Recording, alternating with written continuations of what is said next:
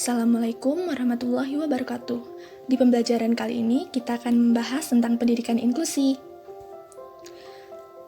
Materi hari ini memuat tentang pengertian pendidikan inklusi, tujuan pendidikan inklusi, peserta didik sekolah inklusi, dan klasifikasi ABK. Apakah kalian tahu apa itu pengertian pendidikan inklusif? Menurut Permendiknas nomor 70 tahun 2009 pasal 1 menyatakan pendidikan inklusif didefinisikan sebagai sistem penyelenggaraan pendidikan yang memberikan kesempatan kepada semua peserta didik yang memiliki kelainan dan memiliki potensi kecerdasan dan atau bakat istimewa untuk mengikuti pendidikan atau pembelajaran dalam lingkungan pendidikan secara bersama-sama dengan peserta didik pada umumnya.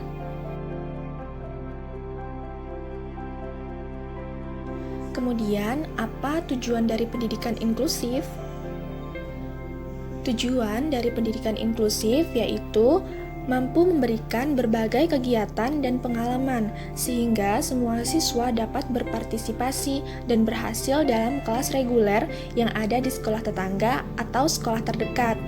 Pendidikan inklusif juga berpotensi mampu memberikan kontribusi yang berarti bagi setiap anak dengan segala keragamannya, terutama bagi anak berkebutuhan khusus, dengan menjalin hubungan yang baik dan mempersiapkan kehidupan yang layak dalam kehidupan masyarakat yang beragam.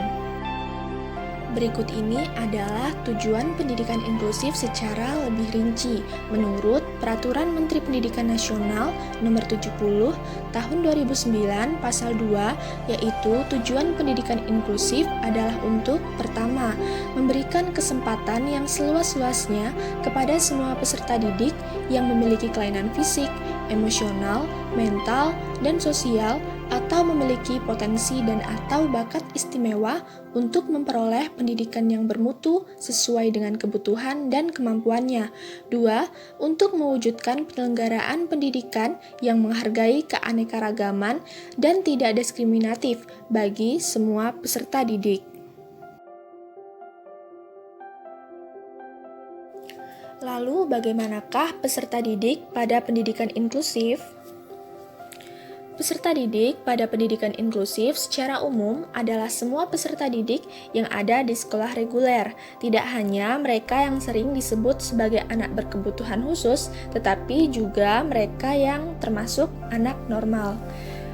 Anak berkebutuhan khusus adalah anak yang secara signifikan bermakna mengalami kelainan, masalah, dan atau penyimpangan, baik fisik, sensor motoris, mental intelektual, sosial, emosi, perilaku, atau gabungan dalam proses pertumbuhan atau perkembangannya dibandingkan dengan anak lain seusianya, sehingga mereka memerlukan pelayanan pendidikan khusus.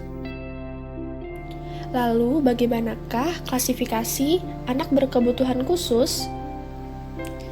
Menurut Depdiknas pada tahun 2006, untuk keperluan pendidikan inklusi, anak berkebutuhan khusus dikelompokkan sebagai berikut. A. Anak dengan gangguan penglihatan. B. Anak gangguan pendengaran. C. Anak gangguan fisik motorik. D. Anak berbakat. E. Anak gangguan intelektual. F. Anak lamban belajar. G. Anak berkesulitan belajar spesifik. H. Anak gangguan wicara. Dan terakhir, anak gangguan emosi dan sosial. Berikut ini adalah penjelasan lebih lanjut tentang klasifikasi ABK. A. Anak dengan gangguan penglihatan atau disebut juga dengan tunanetra.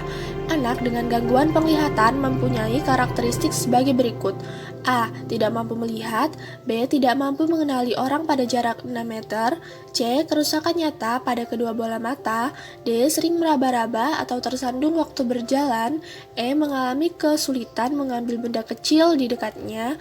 F. Bagian bola mata yang berwarna hitam, keruh, merah, atau kering. G. Peradangan hebat pada kedua bola mata. H. Mata bergoyang terus. Dan I. Menggosok-gosok mata secara berlebihan. Yang selanjutnya yaitu B. Anak gangguan pendengaran atau disebut juga dengan tuli. adalah kehilangan pendengaran yang sangat berat, sehingga indera pendengaran tidak berfungsi, dan karenanya perkembangan bahasa menjadi terhambat. Anak dengan gangguan pendengaran memiliki karakteristik sebagai berikut. A. Tidak mampu mendengar. B. Terlambat perkembangan bahasanya. C. Sering menggunakan isyarat dalam berkomunikasi. D. Kurang atau tangkap bila diajak bicara. Ucapan kata tidak jelas. Kualitas suara aneh atau monoton. Sering memiringkan kepala dalam usaha mendengar. Dan yang terakhir, banyak perhatian terhadap getaran. Yang selanjutnya yaitu C. Anak gangguan fisik motorik atau tunadaksa. Tunadaksa ini dapat diartikan sebagai cacat tubuh di mana anggota tubuh mengalami kerusakan. Yang D. Anak berbakat atau anak yang punya kelebihan, misalnya tingkat intelektual yang lebih tinggi dibandingkan teman seusianya. Lalu yang E. Anak gangguan intelektual atau tunagrahita, disebut juga cacat mental. Yang selanjutnya yaitu adalah F. Anak lamban belajar, merupakan anak yang mengalami keterlambatan dalam berpikir saat belajar. G. Anak gangguan bicara, ini disebabkan oleh gangguan pendengaran dan rusaknya organ bicara, misalnya lidah. I. Anak gangguan emosi dan sosial adalah anak yang mengalami kesulitan dalam penyesuaian diri dan bertingkah laku sesuai dengan norma-norma yang berlaku.